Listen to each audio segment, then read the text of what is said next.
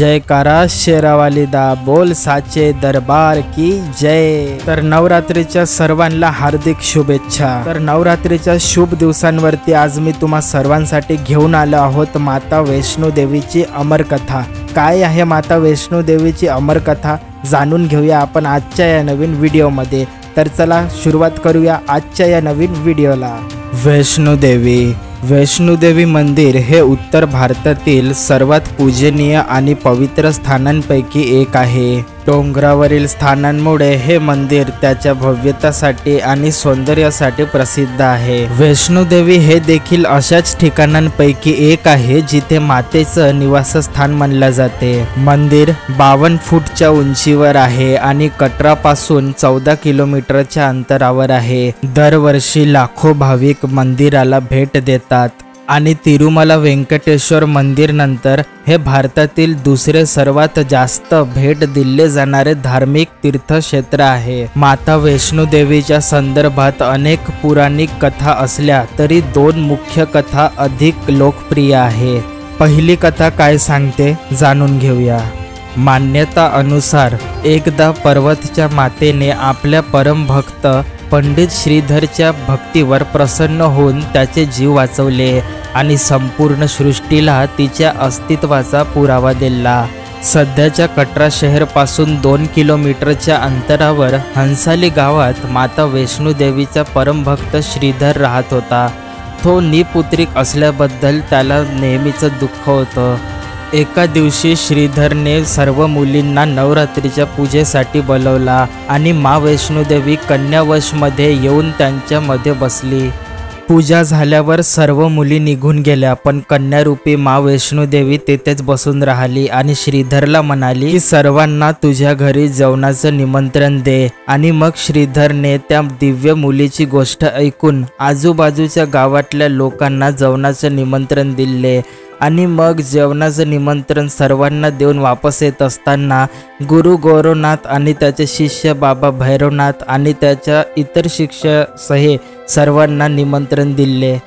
जेवणाचं निमंत्रण आल्यावर सर्व गाववाले आश्चर्यचकित होते की ती मुलगी कोण आहे जिला इतक्या लोकांना जेवण द्यायचं आहे। नंतर श्रीधरच्या घरात अनेक गावकरी येऊन जेवणासाठी जमले।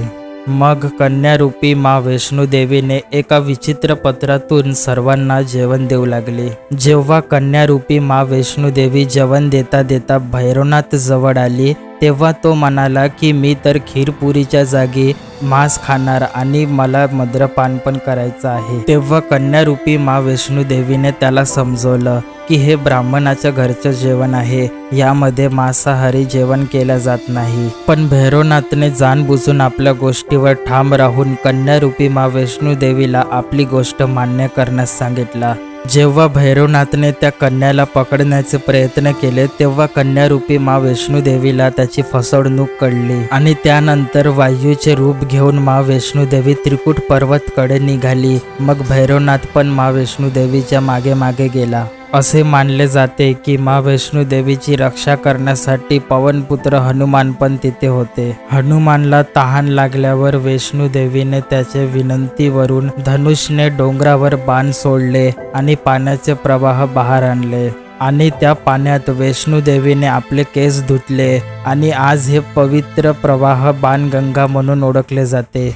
आज त्या पवित्र पाण्यामध्ये स्नान केल्याने भक्ताचे सर्व थकवा आणि त्रास दूर होतो आणि त्यावेळी मा वैष्णो देवीने एका गुफेमध्ये जाऊन 9 महिन्यापर्यंत तपस्या केली। भैरवनाथ ही मा वैष्णो देवीच्या मागे येऊन गुफेपर्यंत पोचला तेव्हा एक साधू भैरवनाथला म्हणाला की जिला तू कन्या समजत आहे ते आदिशक्ती जगदंबा आहे, त्यामुळे तू त्या महाशक्तीचा पाठलाग करणं सोडून दे। तेव्हा भैरवनाथने साधूचे एकही गोष्ट ऐकलं नाही। मग मा वैष्णो देवीने गुफेच्या पलीकडे एक मार्ग बनवून बाहेर निघून गेली। ते गुफा आज पण अर्धकुमारी आदिकुमारी नाही तर गर्भजीवन म्हणून ओळखले जाते। अर्धकुमारीच्या आधी मातेचे चरण पादुका पण आहे। हे ते ठिकाण आहे जिथे मा वैष्णो देवीने भैरवनाथला मागे पलटून पाहिली होती। गुफेच्या बाहेर निघून कन्याने देवीचे रूप घेतले आणि माताने भैरवनाथला चेतावणी दिली आणि वापस द्यायला सांगितलं, तरीही तो ऐकला नाही आणि माता गुफेच्या अंदर गेली। तेव्हा मातेच्या सुरक्षेसाठी हनुमानजीने गुफेबाहेर भैरवनाथशी युद्ध केले। भैरवनाथने पराभव स्वीकारले नाही आणि जेव्हा शूर हनुमानचंही ऐकलं नाही तेव्हा माँ वैष्णोदेवीने गुफेबाहेर येऊन भैरवनाथचा पराभव केला आणि भैरवनाथचे शिर कपून भवनपासून 8 किलोमीटर दूर त्रिकुट पर्वतच्या भैरव घाटीमध्ये जाऊन पडले। आज त्या जागेला भैरवनाथचे मंदिर म्हणून ओळखले जाते। ज्या ठिकाणी माँ वैष्णोदेवीने भैरवनाथचे वध केले ते ठिकाण पवित्र गुफा नाही तर भवनच्या नावाने प्रसिद्ध आहे। याच ठिकाणी माँ काली उजवीकडे, माँ सरस्वती डावीकडे, माँ लक्ष्मी मधात शरीराच्या रूपात गुफेत समोहित आहे। या तिन्हीच्या एकत्रित रूपाला माता वैष्णोदेवीचे रूप म्हणतात। असे म्हटलं जाते की भैरवनाथचे वध केल्यावर भैरवनाथला त्याच्या भूलचे पश्चाताप झाले आणि त्याने माँ वैष्णोदेवी जवळ क्षमा याचना केली। माता वैष्णोदेवीला माहीत होते की तिच्यावर हल्ला करण्याच्या मागे भैरवनाथचे मुख्य कारण मोक्ष प्राप्तीचा होता। माँ वैष्णोदेवीने भैरवनाथला केवळ जन्माच्या चक्रातून मुक्त केलं नाही तर वरदान देताना माँ वैष्णोदेवी म्हणाली, माझे दर्शन तोपर्यंत पूर्ण मानले जाणार नाही जोपर्यंत माझ्यानंतर कोणीही भक्त तुझे दर्शन घेणार नाही। याच श्रद्धेनुसार आजही भाविक माता वैष्णोदेवीचे दर्शन घेतल्यानंतर 8 किलोमीटरची खडी चढाई करून भैरवनाथचे दर्शन घ्यायला जाते। दरम्यान वैष्णोदेवीने 3 देवासह खडक्याचे रूप धारण केले आणि त्या कायम ध्यानात तल्लीन झाले। एका रात्री पंडित श्रीधर झोपेतून जागे झाले। त्यांनी स्वप्नात पाहिलेल्या वाटेने त्रिकुट पर्वतकडे निघाले। अंततः त्यांनी एका त्रिकुट पर्वतच्या गुफेपर्यंत पोहोचले। गुफेच्या अंदर गेल्यावर त्यांना 3 पिंडी स्वरूप दिसले। त्या 3 पिंडी स्वरूपच्या त्यांनी विधीसह पूजापाठ करायला लागले होते। पिंडीची पूजा हे त्याने आपले नित्यक्रम बनवले। वैष्णोदेवी त्याच्या पूजेने प्रसन्न झाली आणि त्याच्या समोर हजर होऊन त्याला आशीर्वाद दिले। तेव्हापासून श्रीधर आणि त्याचे वंशज वैष्णोदेवीची पूजा करत आहे।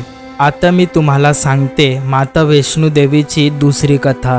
हिंदू पुराणिक मान्यता अनुसार संसारात धर्माचे नुकसान झाल्यावर आणि अधर्माची शक्ती वाढल्यावर आदिशक्तीचे 3 स्वरूप महासरस्वती, महालक्ष्मी आणि महादुर्गेने आपले सामूहिक बल पासून धर्माचे रक्षण करण्यासाठी एक कन्या प्रकट केली। हे कन्या त्रेतायुग मध्ये भारतच्या दक्षिण समुद्री तट रामेश्वर मध्ये पंडित रत्नाकरच्या घरी त्याची मुलगी म्हणून आली। अनेक वर्षापासून अपत्यहीन असल्याने रत्नाकरने आपल्या मुलीचे नाव त्रिकुटा ठेवले, परंतु भगवान विष्णूच्या अर्धवट अवतारामुळे ते वैष्णवी या नावाने प्रसिद्ध झाली। जेव्हा मुलगी 9 वर्षाची झाली तेव्हा तिला समजलं की भगवान विष्णूनेही भगवान श्रीरामाच्या रूपात या जगात अवतार घेतला आहे।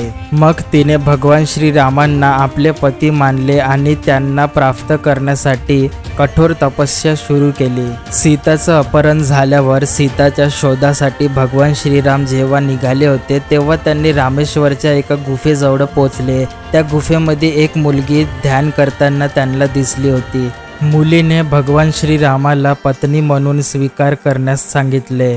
भगवान श्रीरामने मुलीला सांगितलं की या जन्मात मी सीतेशी लग्न करून पत्नी व्रत घेतला आहे, पण कलियुगमध्ये मी कल्की अवतार घेऊन येईन आणि त्यावेळी मी तुला माझी पत्नी म्हणून स्वीकारणार। तोपर्यंत हिमालय स्थित त्रिकुट पर्वतच्या श्रेणीमध्ये जाऊन तपस्या कर आणि भक्ताचे दुःख आणि कष्ट दूर करत जगत कल्याण करत राहा। जेव्हा रावणावर श्रीरामाचे विजय झाले तेव्हा माँ वैष्णोदेवीने नवरात्र उत्सव साजरा करण्याचे निर्णय घेतले। म्हणूनच वरील संदर्भात लोक नवरात्राच्या 9 दिवसात रामाचं पाठण करतात। श्रीरामाने वचन दिले होते की सर्व जग माता वैष्णोदेवीचे गुणगान गातील, त्रिकुटा वैष्णोदेवी म्हणून प्रसिद्ध होईल आणि सदैव अमर होईल।